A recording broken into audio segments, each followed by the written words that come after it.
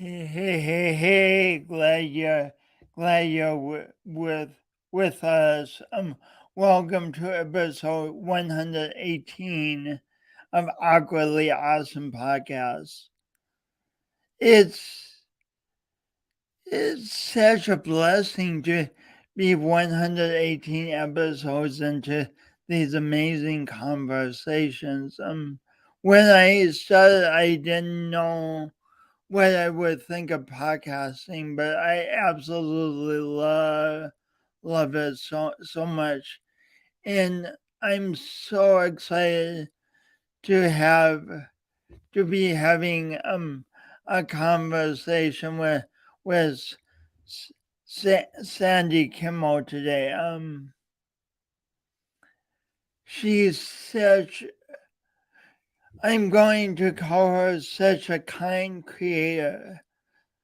A kind creative spirit, a kind and very gifted creative spirit, and also she just has such a phenomenal perspective on life and on resilience and, and finding joy in this experience we call being human. So I'll tell you a little bit more about Sandi, but first her intro. Today's guest, Sandi Kimmel. Back, as promised, I'll tell you a little bit about Sandi. Described as a filling station on the highway of life, Sandi is a spiritual coach, an inspirational speaker, musician, and writer. Her four albums of original songs are steadily streaming around the world. She co-wrote Heart Wide Open, Self-Care for Caregivers. Her most recent project, Becoming Buddha, written with a collaborator, Thomas Barquee, is a modern-day tale of transformation. I could tell you more, but I don't want to miss another minute of not having Sandi on the show. So please help me welcome Sandi Kimmel. Yay! Yay! Patrick used to have a thing where it would be applause. Yay! Yay! Sorry. It occurs to me as you say that, and I absolutely has not expected to start here, but of course we applaud at performances and stuff, but why don't we just applaud more in daily life? I don't know. That's a good question. And I think we should. I think we should applaud a good dinner or a successful plant growth or I don't know. Yeah, applause is a good thing. I love that. I usually start off with this question because I just love the answers. If I had the honor of knowing, and I just remembered a whole nother thing we need to talk about. This is going to be a magical hour. But if I had the honor of knowing 8-year-old Sandi, what would she have said she wanted to be when she grew up? Good question. 8 years old. Well, I already loved musicals. As a little kid, I could sing every musical that was on Broadway, the whole score. We'd be on a family car trip And I'd say, name a musical. And they'd roll their eyes. Oh, okay, Oklahoma. And I would start at the beginning and sing Oklahoma. Or Carousel, Guys and Dolls. So I already loved musical theater very much. Wow. I hadn't yet started my own music, but there was music in there that was knocking on my door to come out. Tammy Briggs says, yeah, one of the best. Sandi Oh, Kimmel. Tammy. Oh, go on. Tammy is also an amazing healing musician. She plays the harp, and we met, I don't know, 20 some odd years ago at a hospice conference. I was doing a talk and she was playing harp, and we were both at that time using our music by the bedside for hospice patients. She's what's known as a therapeutic harpist and a very dear co-conspirator on the journey to wholeness and heart-centered living. Heart-centered living and harp-centered living. Harp-centered living. I love that. Tammy, are you listening? No, I'm sure she is. So this is a side note, but what was the experience for hospice patients of you playing music at the bedside? Well, I left my corporate job in 1993, and I knew that I wanted to do something. And at that time, I kind of was opening to the idea that thinking about what to do didn't work for me anymore. I needed to feel it. And one day I was saying, so what do you want me to do? And this little voice inside said, hospice, hospice. And I was like, oh my God, are you kidding? Not a chance. I wouldn't do that. Basically, death terrified me. And in fact, I'm not proud of this comment, but I had a neighbor who lost her husband in the middle of the night, and I lived in an apartment building. And for months, I avoided being face to face with her because I couldn't deal with her grief. So the idea of doing hospice was completely ridiculous. But like a cat that keeps coming to your door, it didn't go away. And one day I said to myself, all right, I'm going to go talk to the volunteer director, whatever.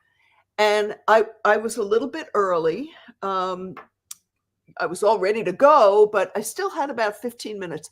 So I just sat quietly in my apartment and I did a little meditation. And all of a sudden, I had this vision of doing a CD called Transitions, Music to Soothe the Soul. And I said, that's ridiculous. I haven't even met with the volunteer director yet. But that was the beginning of my journey with healing music. I started with the most amazing and wonderful first patient that anyone could have. He was an old former hippie who was in his 90s, and he offered me his 1945 Martin guitar to play the first time we met. And it was a huge growth and learning opportunity for me to sit with people and learn not to impose what I wanted to do for them, to them, but to meet them where they were, to support that instead. And it was huge. I ended up doing volunteering for 2 different hospices. I was very busy. It was a wonderful journey, deeper into myself, into my music, and into humanity. I mean, when you're sitting with someone who, and the family is around, and, there's no pretense. Everyone is very real. And it was such an honor and a gift. And it informed the rest of my life. You of course gave all the hospice patients you worked with a profound gift. Mm, thank But you. what gifts Mm. did they give you? The gift of presence, learning to just be present with someone, without an agenda. Um, and these tiny little moments that they were so indescribable, and yet they're with me still. Just really, what they gave me was the meaning of life. And life, as frightened of it as we are, life is informed by death, the fact that we don't really Mm, know. mm, I used to say when I was mm, giving talks, if you knew that you were going to die tomorrow, would you be happy with what you're doing today? mm, Because if you're not, mm, then change it, do something mm, else. mm. And this comes back to that little voice we hear sometimes, like you heard a voice saying, "Go to hospice," and you're like, I don't like death. What the heck? Right. What would you?" And a lot of us struggle with following that little voice at times instead of running the other way. What would you say about developing a healthy relationship with those nudges? Great questions, Jason. No wonder you do podcasts. Um, I think the first step is learning to discern between that inner voice that's guiding you from your heart, as opposed to the voice in our heads that never shuts up. I used to say to people, I spent most of my life in the half inch between my eyebrows, thinking, I'm thinking, even when I'm not thinking, I'm thinking. And honestly, it's when we turn down the volume on the outer noise of the world, giving us messages and, programming us to believe certain things. When we learn ways to quiet the outer noise, we start to really make a much stronger connection with that inner voice, which is the one that knows, the one that is guiding us along the right path, not telling us that we have to go get a new car to be popular. You Can know what I you mean? say any more about discerning between the head voice and the heart voice, because they both sound like voices? How do we know which is which? Right. It's tricky that way. They both sound like you, right? Yeah. It's like, wait a minute. Um, honestly, it's about being quiet and using your body as a diagnostic tool. Um, Using your body as a diagnostic tool. I've yeah, never heard those words. I never said them before, but you can feel in your body when something is resonating as the right thing, the right direction. Um, You mean like it feels good in the body? if it's the right thing. Or I was once dating someone, and I had this like flash in my mind of police sawhorses and danger, danger, danger. And I could feel terror in my body. Did I listen at that time? No. Did the relationship crash and burn? Yes. But as we get more attuned, as we tune in, we become more attuned to being able to feel very subtle clues about which direction, how to navigate. A good example: when I was moving from New York City to an apartment, I went to see a few apartments. And, I was like, well, I don't know. Oh, I don't know. Oh, I could make this work. Oh, I don't know. Oh, that train right outside the window, that will be loud. Oh, I don't know. But when the real estate broker opened the door at this place in a place called Tarrytown, New York, and I looked across the room and there was a tree outside the window, I was like, oh, yes, I like this place. She said, but you haven't even seen it.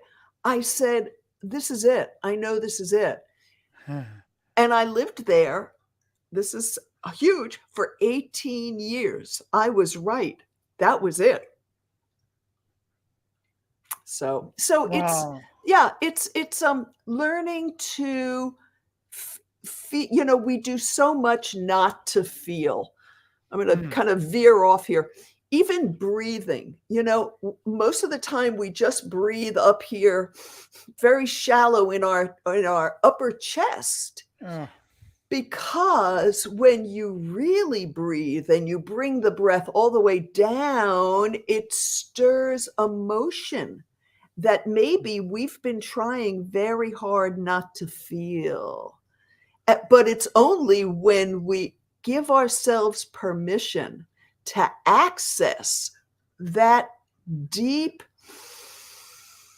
place inside, that's when the noise in the head changes to feelings and messages from the heart. Can you say any more about how breath relates to emotion? I just remember when I was first learning yoga, before I started teaching it, I realized I had never really taken a deep breath, except that I was a smoker. People would say, oh my God, you were. I was, because smoking cigarettes was a deep breath experience. Wow. Yeah. Wow. So Wow. it's true. And Wow. so That's just amazing to think about smoking in that context. well, it makes me feel a lot less judgmental of people who smoke, because maybe that's the only way they could take in a deep breath. Wow. And then also of course in the Native American tradition, smoking of the peace pipe is a sacred ritual. Absolutely. Absolutely. And smoke brings our intentions, our prayers to the heavens. I like that too. Thanks so much for all your comments, Tammy. And I have an abundance of questions, but if anyone if you have more, Tammy, please continue. And if anyone else has questions or comments, please chime in. We have so much to cover, but before we go any further, I want people just to sense a little bit of you singing. Okay? Okay. No, no. I was going to say, do you want me to do that live? No, I know you don't. Should we tell them what they're going to experience? Oh, that would be good. Or That not? would be fun. Do you want to do that? Well, if you don't want me to, we could just spring it on them and we could talk about it afterwards. No. Will you give an intro to the song? Yes. It'd be great. It'd be great. Okay. So I was once, some years ago, asked to play at a 2-year-old's birthday party. And of course I said yes. And before the party, I was just going through a few kids' songs, in my repertoire. And I happened to play Ba Ba Black Sheep, and it's only one little verse. And I thought to myself, oh, that's such a sweet little song, but it's so short. And why is it just about boys? The little boy who lives down the lane, master, wait a minute. And I just started writing. And within 10 or 15 minutes, this song flowed out. I recorded it. Patrick said, hey, let's do a video. And the rest is history. Oh.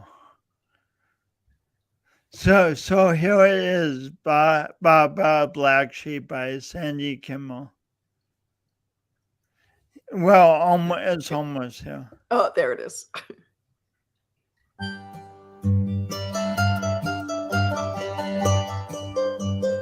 Ba Ba Black Sheep, have you any wool? Yes, sir, 3 bags full. 1 for my master, 1 for my dame, 1 for the little boy who lives down the lane. Ba Ba Black Sheep, have you any wool? Yes, sir, 3 bags full.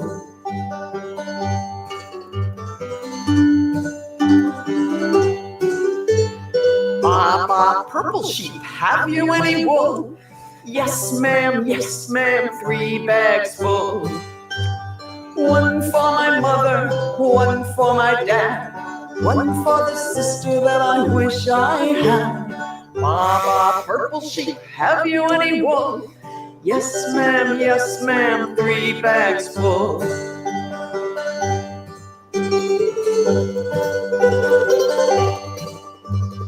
Ba Ba Orange Sheep, have you any wool? Yes, I do, there's some for you. 1 for the future, 1 for the past, 1 for the moment, though it won't last. Ba Ba Orange Sheep, have you any wool? Yes, I do, there's some for you. Nope.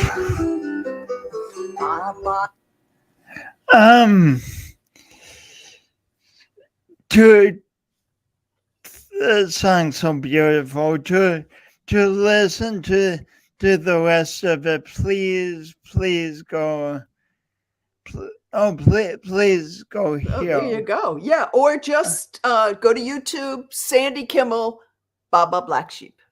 Yeah, that'd be far better.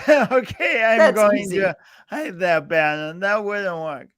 Okay, so you mentioned Patrick. How Patrick encouraged you to make this song into video? How did you are an amazing person? How did you happen to meet this amazing man? Well, it's a story for the books. I had just released my first CD, the one inspired by becoming a hospice volunteer. So if you hadn't said yes to the little voice that said become a hospice volunteer, you might have not made this. That gives me goosebumps. Actually, Jason, that's so perfect because every step along the way, you have to say yes. You have to say yes. So when I released the CD, this woman had an online newsletter, and she called me and she said, "Oh, I just love your CD. What kind of music is it?" And I laughed. I said, "Oh, if I knew that, I'd be rich today." This was in 2000. I mean, I called it my coming out CD because I wrote all about spirit and God and, things that angels and whatever. Anyway, she said, "I think you should send a copy of your CD to my friend Patrick Murphy." And when she said that, I got goosebumps. And see, that's the body. That's the body saying, "Pay attention."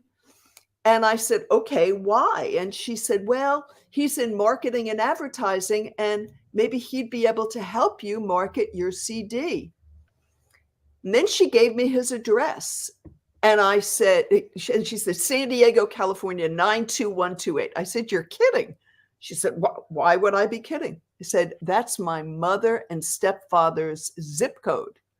This Patrick Murphy fellow had an office a mile from where my mother and stepfather lived in California. I lived in New York at the time. I mean, come on." So again, it was my saying yes to Mary Ellen with the newsletter, writing down the address, and actually sending off this CD. The first little inner yes was when I first recorded the CD, the little voice said, "You should send a copy to Mary Ellen Angel Scribe for her newsletter." And the adult thinking voice said, "Oh, don't be ridiculous. She doesn't even know who you are." And the little voice said, "Well, she will if you send her the CD."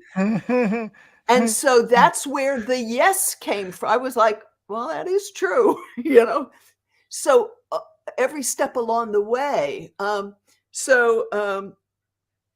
If Patrick were here still in body, he'd push me out of the way now and say, "Yeah, so I get this package. I'm really busy, and I get this package filled with PR materials, So I shook them out and looked at the CD and put it on, and immediately he felt it inside. And we met for a marketing lunch, and the rest so quickly, but I knew in that moment my life had just changed. And it did. So he claimed me. He said, "You, come on, let's go have a journey." And we did. And one of the many things you did on that journey is write this book, and I sent all my other copies to. I happen to have. There we go. Heart wide open. See, there it is in Spanish, and here it is in English. Yes, and this was our first collaboration. And wait, there's a little picture in the back. Let's see if you can see that. Yep, there we are. And what we did is I was teaching self-care at the time. And so I came up with simple tips to support caregivers. And how did you get into teaching self-care? Well, I said yes.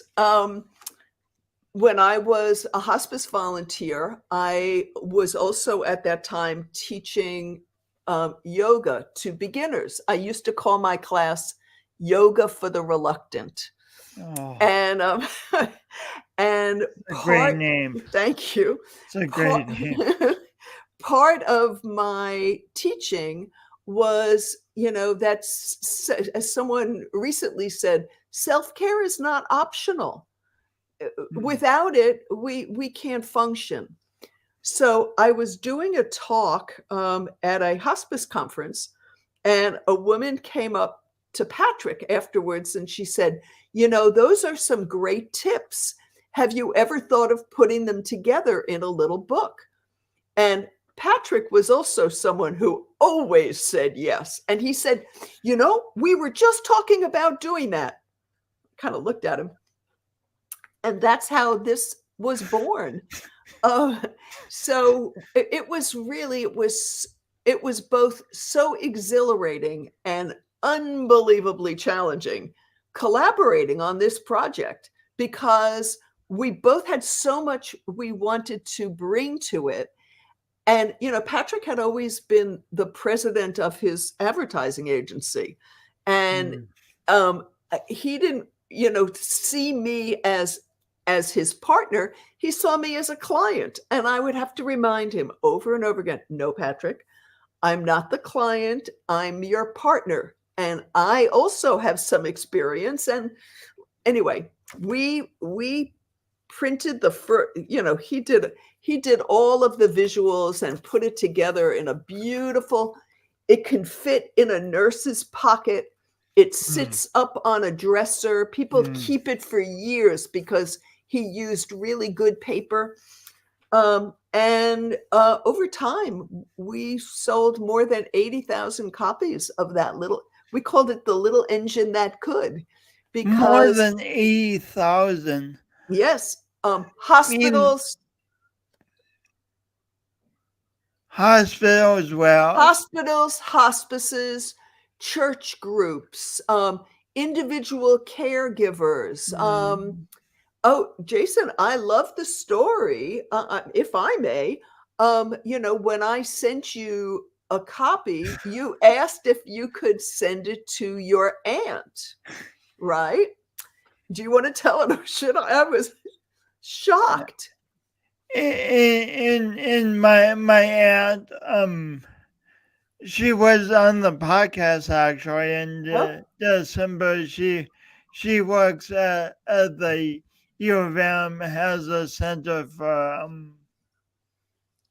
spirituality. For what? Wasn't it healing and spirituality? Or? Yeah, I think so. You know my aunt better than I. No, I don't. So continue with your story. So you sent it to her. I sent you copies, or you gave me her address and I sent it.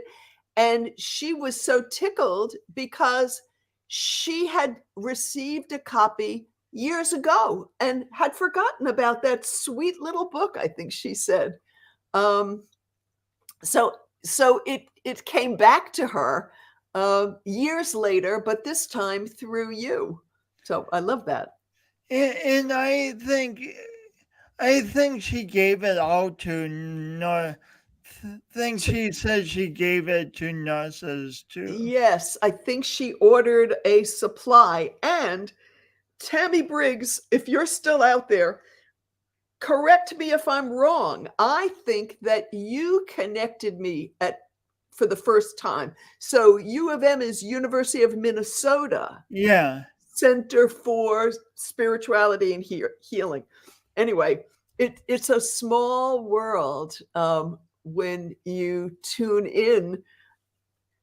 It's big when there's a lot of noise, but I don't know. We're guided exactly where we need to go. So your husband Patrick Murphy eventually did a TEDx talk. How did he come to choose his subject matter? Well, in 2014, Patrick was diagnosed with Parkinson's disease. And I remember that very first day, we were going to pick up the prescription for the first time. And we were in a Costco, and they said it would take 40 minutes to make it up. And so Patrick and I went in different directions in the store. And when we met up again, he said, as I'm walking around, I think a lot of men here have Parkinson's. And I said, you're probably right, Patrick. And then I wheeled him around and I put my hands on his shoulders and I looked at him and I said, Patrick Murphy, since when have you ever done anything like anyone else? you're not going to do Parkinson's like anyone else either. And he said, right. So, um,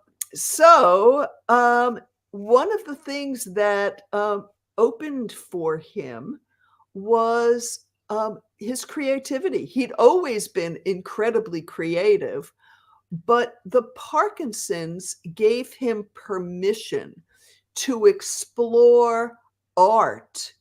Patrick was always about, got to make the money, got to do it this way, but all of a sudden he was like, I don't know how much time I have left. I'm going to listen to my heart. And he started creating art in a technique that he invented, where he would start with photography and then make many copies and make his art dimensional. People would always come up at art shows and poke at the glass because they couldn't figure out how he made his art. And so he had an opportunity to do a TEDx talk. TEDx was the local version of TED Talk. And for those who don't know, TED Talks are 18 minutes. And in 18 minutes, you deliver your message. And Patrick's TED Talk was called Wake Up Call: How My Parkinson's Disease Diagnosis Turned into Fine Art. And if you want uplifting and inspiration, all you have to do is go to YouTube and type in Patrick Murphy Parkinson's, and it will take you directly to, there you go. Oh, you're so good. It will take you to his TED Talk. And all I can say is, I was very involved as he was writing it and practicing it. And Patrick being Patrick, when he got up on that stage and felt the support and energy from the audience, he said a lot of things that weren't in his original script. And they were the most heart-opening, honest expressions. And he caught the entire audience by surprise. At the end of his talk, the full house rose to their feet, cheering him on. And this is actually very funny. He had 3 of his pieces on display in a second building. And his was the last talk before lunch. So after his talk, everybody got in line to get their lunch, except more people got in line to see his art. And after about half an hour, the organizer of the event came in and said, Patrick, can you tell everyone to go back to their seats? The second half is starting. And Patrick turned around. He said, no, I've been waiting for this moment my whole life. If you want them to go back, you tell them. I'm staying right here. And that's what he did. So they were a little late getting started on the second half. So in that you mentioned that some of his best lines were when he went off script. As a creator, what would you say about the dance between having a script and improvising? I would say that that's the dance worth doing. Yeah. For many years, I used to do a program called Spirit, Story, and Song. Spirit, Story, and Song. And what it was a list of stories that I might want to tell, a list of songs that I might want to sing. And what I would do is I would get to the gig and sit for a few minutes before I started. And the audience is like waiting, like what's happening here? And I would just sit quietly until I was nudged. Okay, start with this story, do that song. You would sit in front of the audience? Yes, just for a few minutes, just to get quiet and listen to the inner prompting instead of my set list. Did you say hi to the audience or explain what you were doing? Probably not. I think I just sat first, and then I would Wow, introduce that takes myself. courage. Thank you. It just seemed if I was going to talk about the importance of getting centered and grounded to listen, I think I should do it myself, right? Mm. So inevitably, I would find myself telling a story that wasn't on the list, and afterwards, someone would come up to me and say, "Oh my God, when you were talking about whatever it was, it reminded me of when I was young and my mother used to play the guitar, and now my husband just asked me what I want for Christmas, and I said I didn't know, but now I know. I want a Mm. guitar." And I'd be like, Mm. "Oh, So I learned to trust that inner voice more than my set list. And Patrick too. I mean, he told a story about his mother, and his voice got all choked up, and he was so real that there wasn't a dry eye in the house because of his authenticity. And to me, I don't know if we're circling back to the beginning of our conversation, but to me, the journey of life for myself was figuring out who I wasn't so that I could become the most authentic version of who I am. And I'm still working on it. I mean, it's a lifelong pursuit. So in life, we don't just get to a spot and go, oh, I've learned what all that is. Oh, if it were that easy.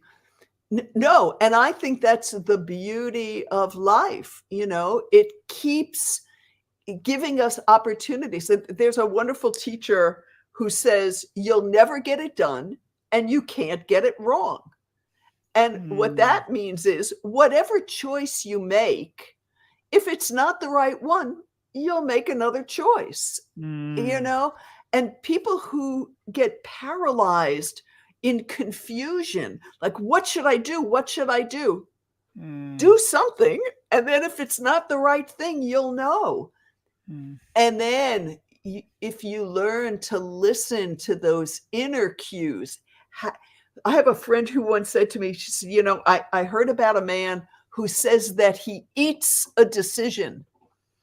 I said, what do you mean? She said, well, if it goes down easily and feels satisfying, it's the right decision. Oh, If he gets indigestion, it's not the right decision. that's so good. Isn't that good? So good. In in So Feathers, and I'm going to read this so I get it right. In So Feathers, you say everybody has some music in their soul. Mm-hmm. Mm-hmm. Can you expand a little on that idea? Sure. I Well, love being able to ask a musician. yay! Well, so it's a lovely question. And I'm reminded of a talk that I gave to a group of caregivers from all over the world. And I was talking about using music as a healing modality. And one woman said, "Oh, that's easy for you. You're a musician." And I looked at this audience representing 50 countries. And I said, but you all have the music of your country within you. How many of you sing lullabies to babies, and they all raise their hand. I said, there. So music Mm. is a part of us Mm. from the time we're born. It carries us through our teenage years. And, a lot of people have arrested development at a certain point. They stop listening to new music, but are so still in love with the music of the 60s, if you're a baby boomer, or the 70s, or 90s country. nine. Oh, There that. you go. There you go. And unlike anything else, music has a way of immediately taking us back to a moment in time. Music helps us express things that words cannot. It goes beyond the logic of the mind and the emotions. I remember one night I was making dinner and I was playing an old Joni Mitchell album. The album is called Blue.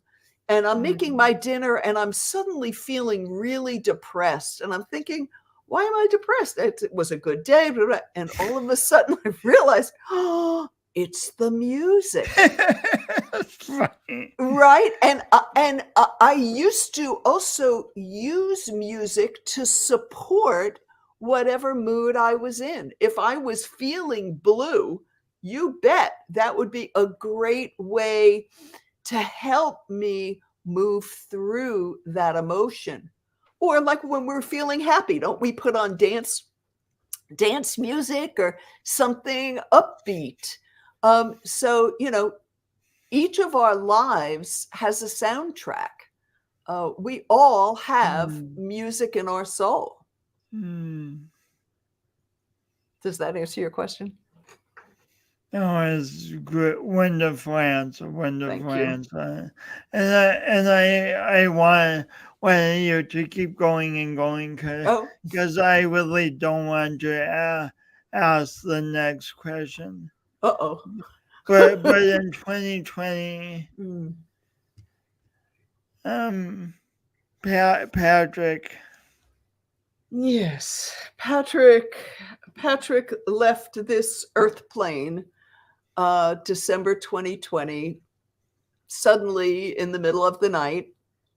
He fell down the stairs with a very loud crash and changed many people's lives in an instant. And it's been a really part of my journey. This was obviously in my path to deal with because there it was.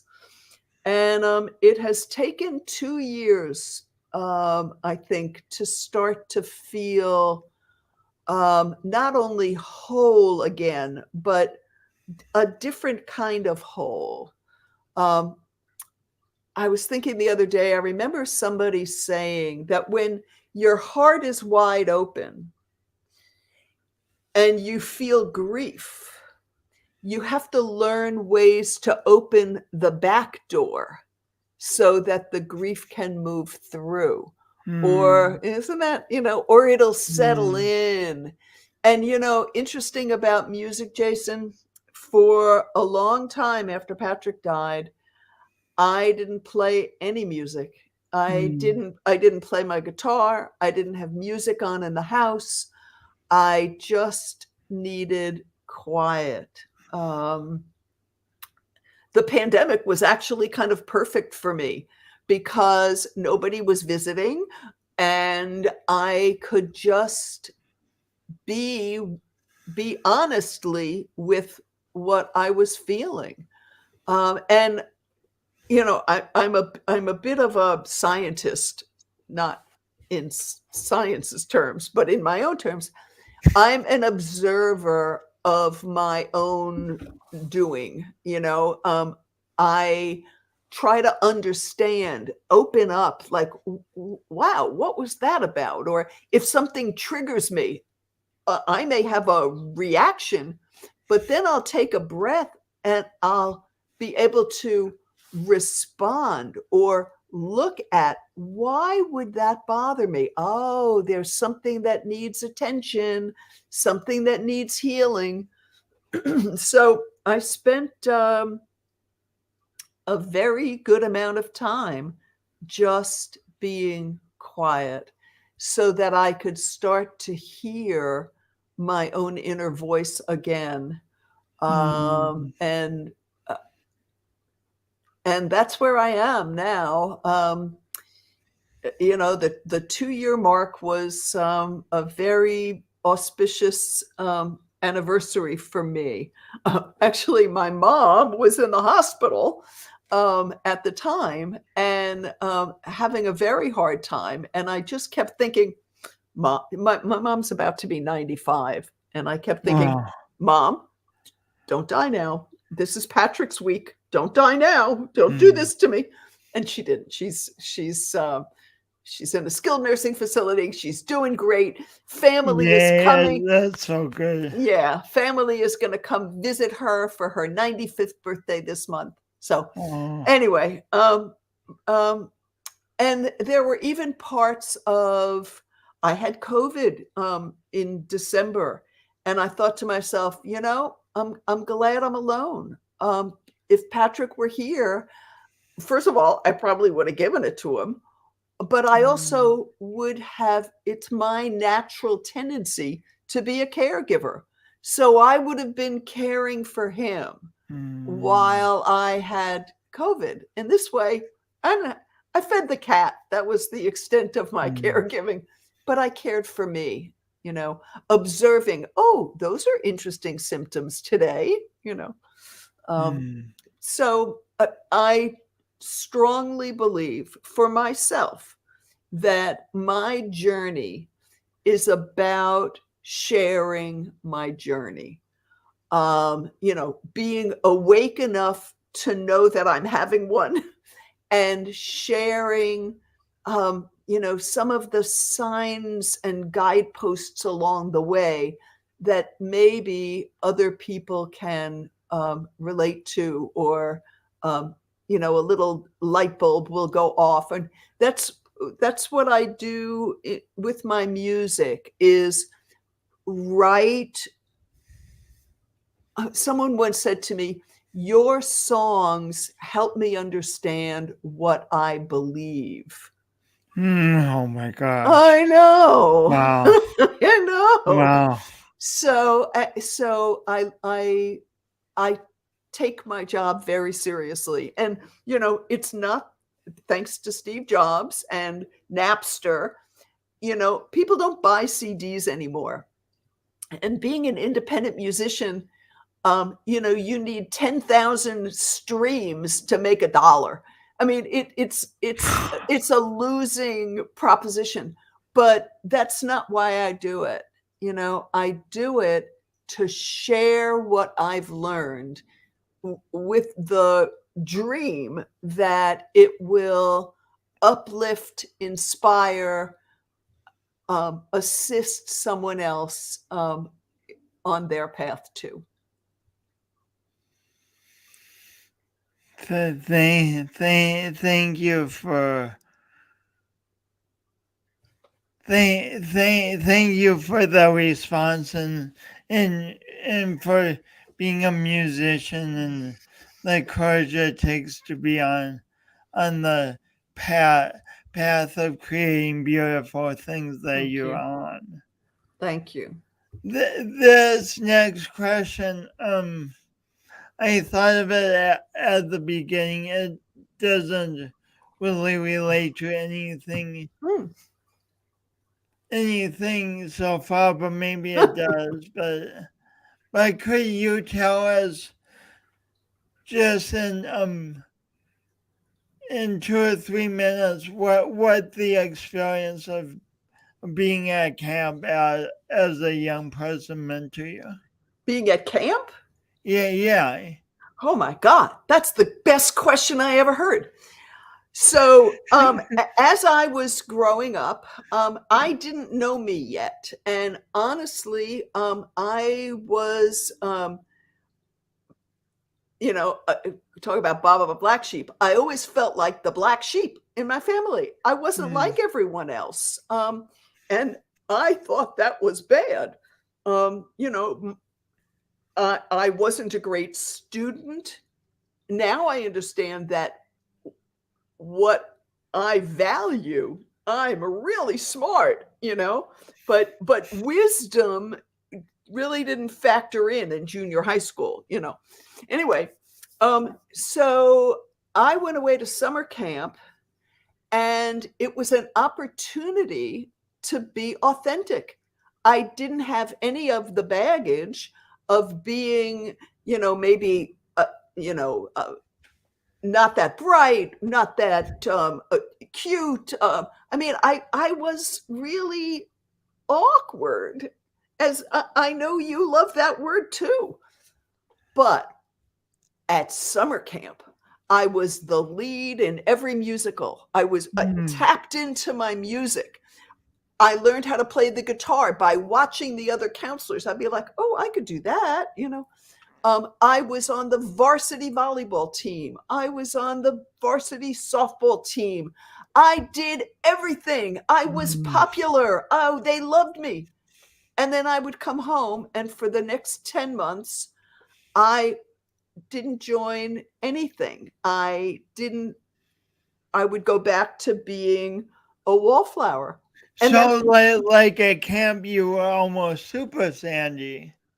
Then you, yes, I was my greatest expression of myself. And I'm happy to say, I don't know if any of you are watching out there, but I am still in touch and very connected with a large group of people from my summer camp, Camp Merrimack. There we are in New Hampshire. And my love of nature came from camp. Um, you know, lifelong friendships and connections. And there are still people who talk about, you know, oh, when you used to sing at the campfire. And, you know, I allowed myself to be on, all my cylinders were firing at summer camp. And then I would come home and I'd sit in the garage, you know. So it's just so interesting. And it took me many years to recognize, oh, wait a minute, that's me too. Oh, and that was the beginning of listening inside again, you know, to reconnect to all those cylinders. what, given what you know now and what you've gained from life and wisdom, what would you say to your younger self who who held back Mm, and was mm. kind of a wallflower back home?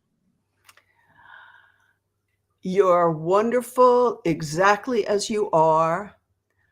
You may not know it or believe it yet, but just keep moving forward in your life. Keep Stay open. When your heart is open, that affects everyone you meet. But even more than that, it affects you. So Mm. just be you, period. When your heart is open, it affects everyone you meet, and even more than that, it just affects you. Oh my gosh. Yeah. Yeah, like Tammy says, beautiful, Mhm. Sandy. We're wrapping up here, but one more question, and then how people can connect with you. So, I ask all my guests this: what does doing your imperfect best mean to you?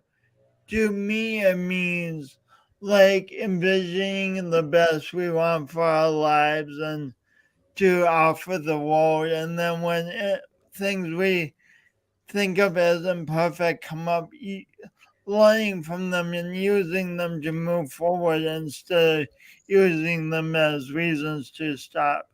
What does doing your imperfect best mean to you? Sandi Kimmel? It means to stop judging anything, everything, and honestly, to just keep going. And that's, it's really about acceptance and non-judgment.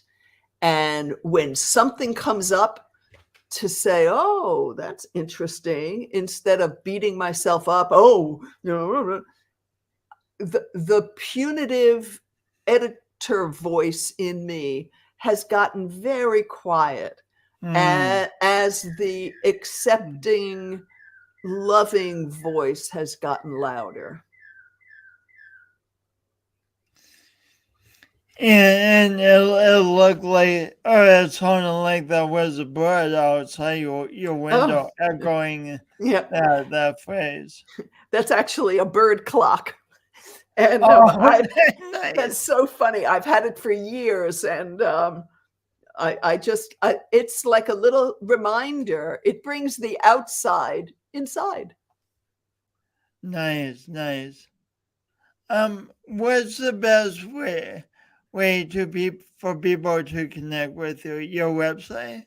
Yeah, my website, sandikimmel.com, or send me an email, sandy@sandikimmel.com.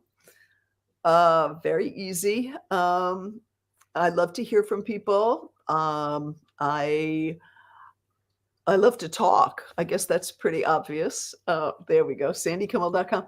And and if you want to hear the music, I'm streaming on Amazon, Spotify, Pandora, Apple Music, pretty much any streaming platform, or simply go to YouTube, type in Sandi Kimmel, and it has all of my music, plus I think 9 or 10 music videos. A few of them Patrick created. The others were created with my dear friend and co-conspirator on this path, Robbie Adkins, and she has visualized many of my songs. So they're kind of fun to watch. Thank you for the gift of being able to spend an hour talking with you, and thank you for all you do in this world and being who you are. And I know I got so much out of this, and I trust that the Tribe Awkwardly Awesome did too. Thanks, my friend. Thank you so much, Jason. What a pleasure to know you, to talk with you, and to count you among my friends. Thank you. Thank you, Jason. I love Wednesdays. It's just so fun. People are so amazing. People are so amazing, and you know what? For many years, I've always known that about other people, and I always looked at a lot of other people and were like, "You're amazing," and I was absolutely right. Other people are amazing. Sandi is completely amazing, and as you look at other people and realize that they're amazing, I challenge you. I invite you to also realize that at the same time you're amazing, and realize what you bring to the table, and have pride and confidence in your gifts, because you have a lot of them. Thanks so much for tuning in.